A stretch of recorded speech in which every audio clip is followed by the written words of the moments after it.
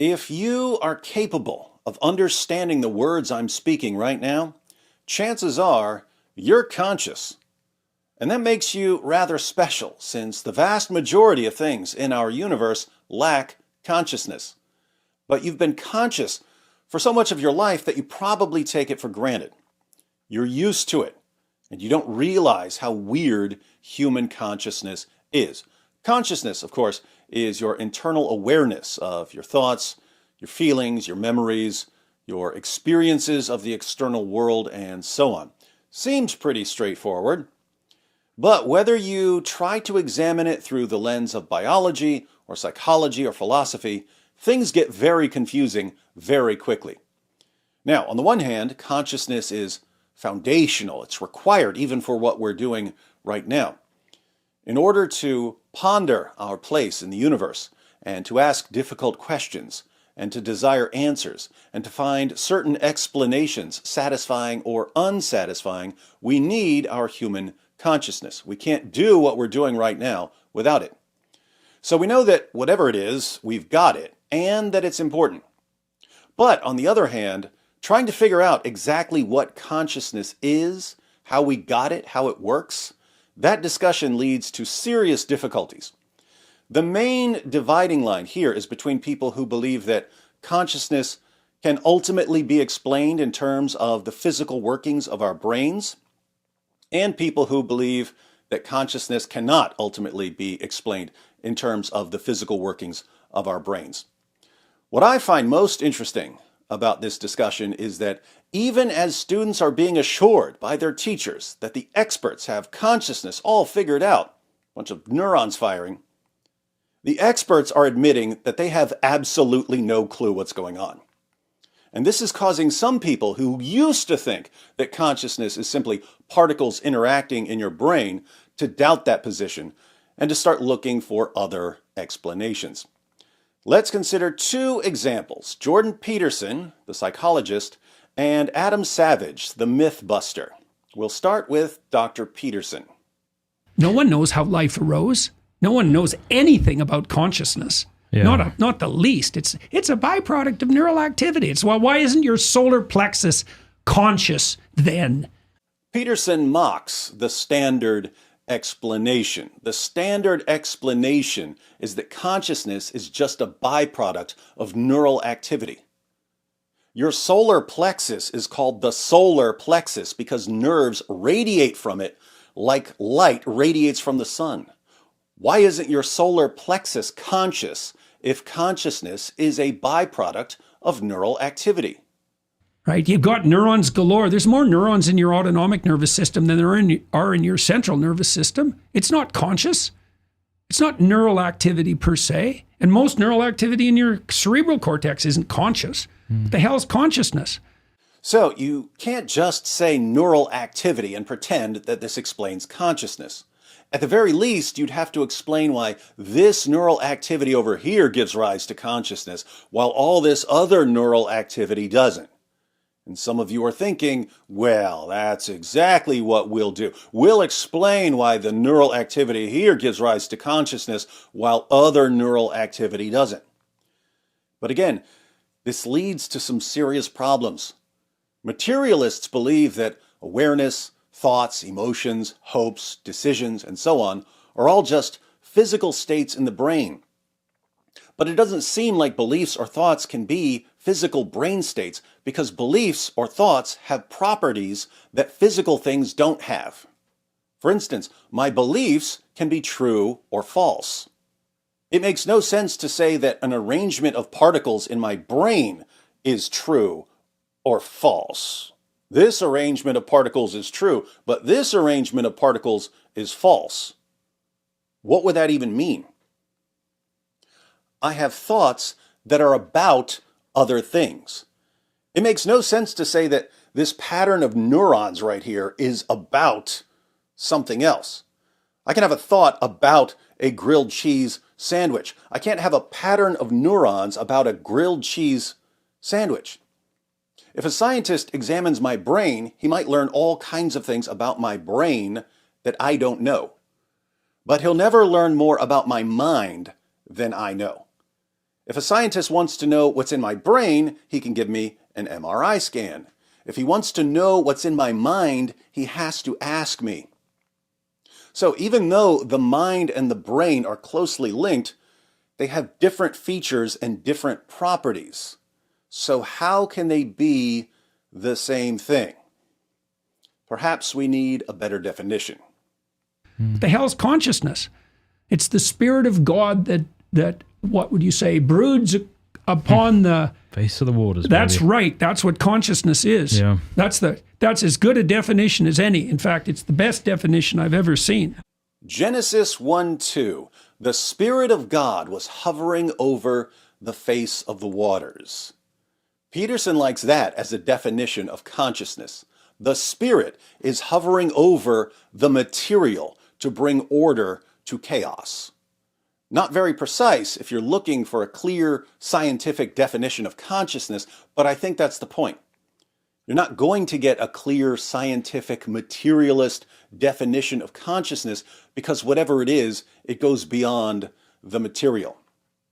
So the best definition we have may be something like, it's the Spirit of God that what would you say, broods upon the face of the waters. That's baby. right. That's what consciousness is. Yeah. Now for Adam Savage of MythBuster's fame.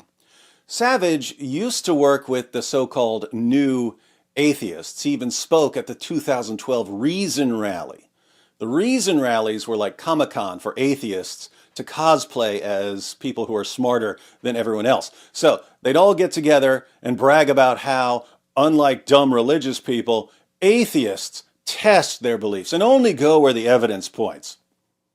Testable, provable phenomena and the predictions they allow, big and small, brought me here in front of you today.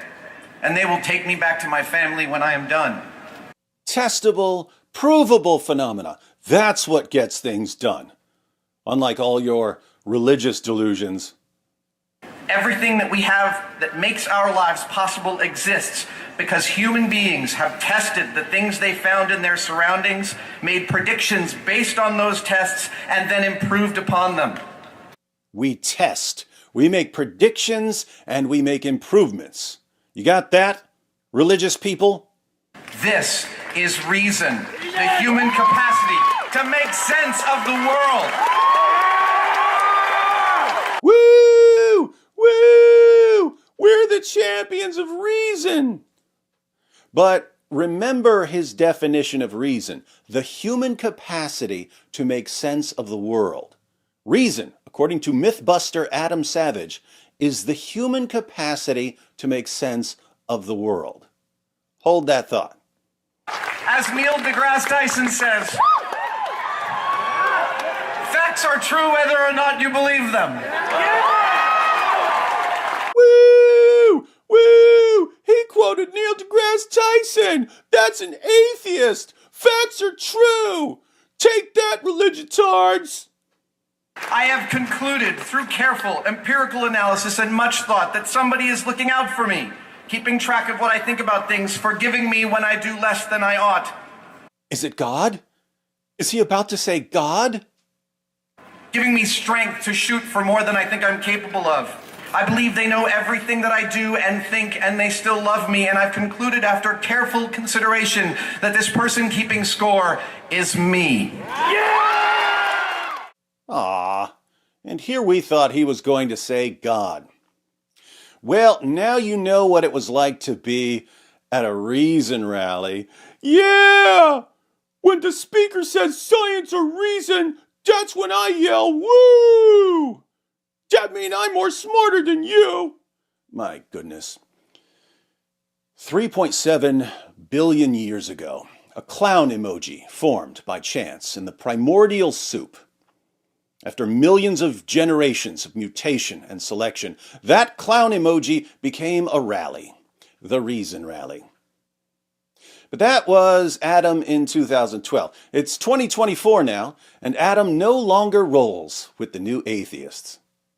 Nathaniel Saltzman wants to know, would you be willing to share your current outlook on the grand mysteries of life? I recall times in the past when you've been an outspoken religious skeptic, i.e. atheist, and then later you distanced yourself from that label. That's true, because too many people were being jerks. You went to rallies whose only purpose was to say, we're smart and other people are dumb, and you finally realized that they were a bunch of jerks? Well, the skeptics movement itself sort of devolved into several factions. Nothing devolves quite like an atheist movement. And now more recently, I've noticed you quoting people like Ram Dass here in the live streams. Are you getting more mystical as you get older? No. First of all, no. There have been multiple gurus named Ram Dass, so I'm not sure which one he's referring to, but let's just say he's not talking about a scientist here. It's true. I no longer say atheist because it's actually still defining myself in terms of an impression of a god. Atheist, non-god. He no longer considers himself an atheist because he regards atheism as a position on the existence of God, and he doesn't affirm that position. As a scientist, I can't know that something doesn't exist.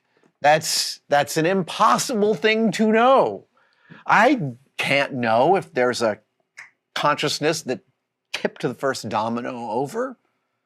So that places me in the agnostic camp, I believe. He's no longer an atheist. He's an agnostic. He doesn't know. That's a small step in the right direction. I jokingly refer to myself as a New Testament agnostic because I can't know, and I believe I agree with pretty much everything Jesus says in the New Testament.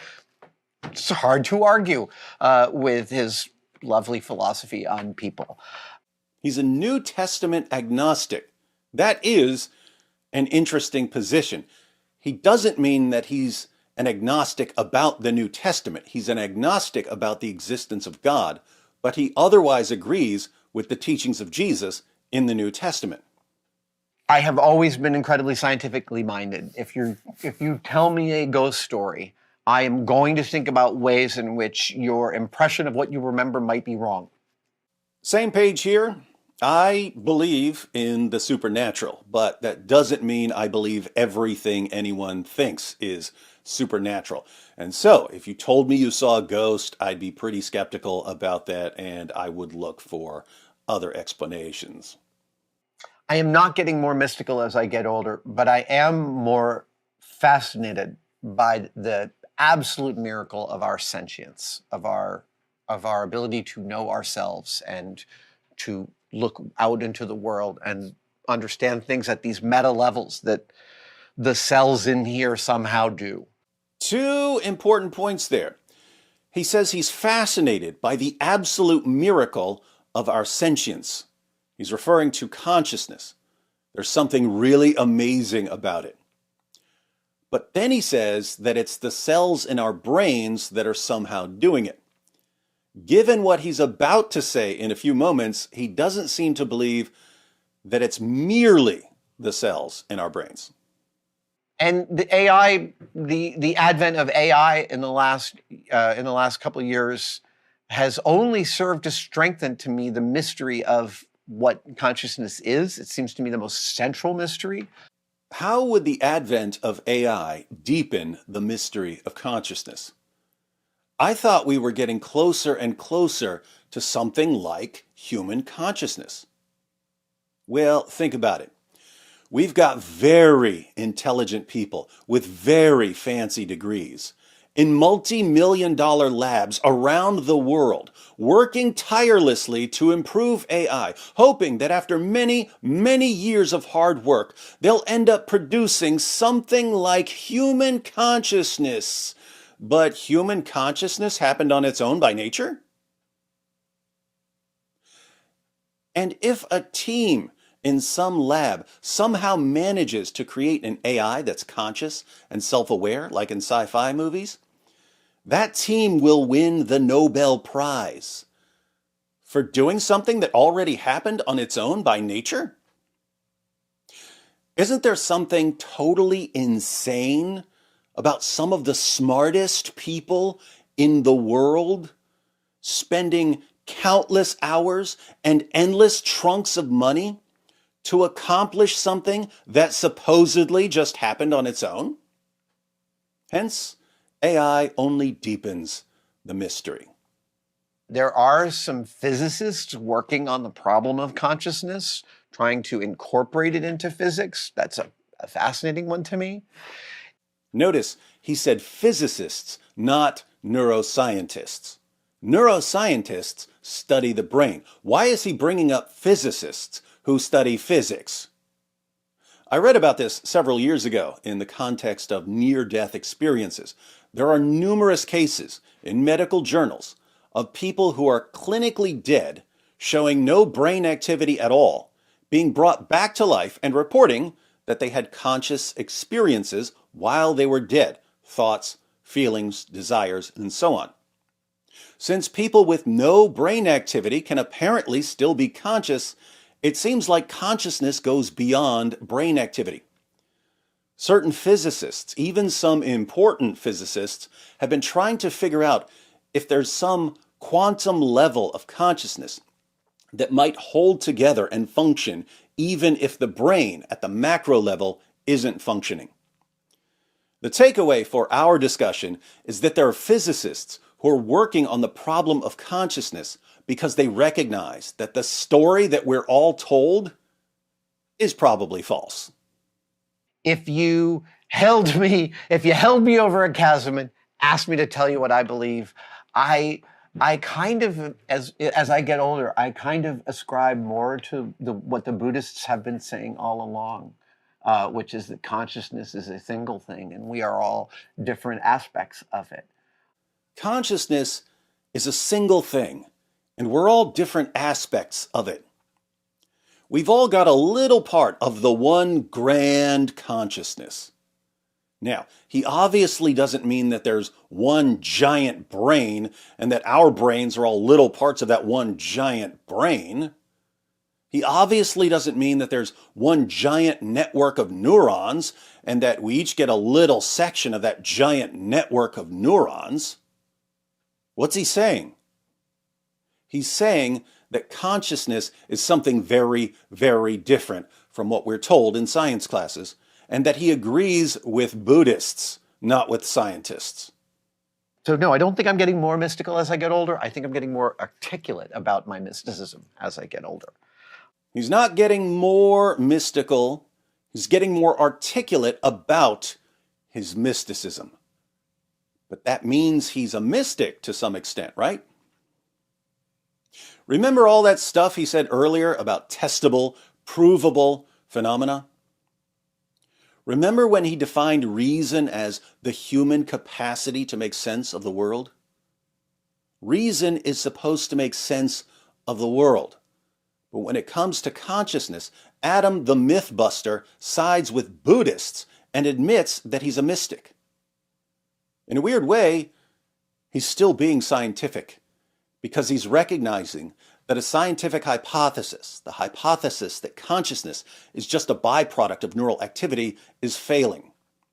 He's recognizing that the story we're all told in school doesn't actually make sense of the world.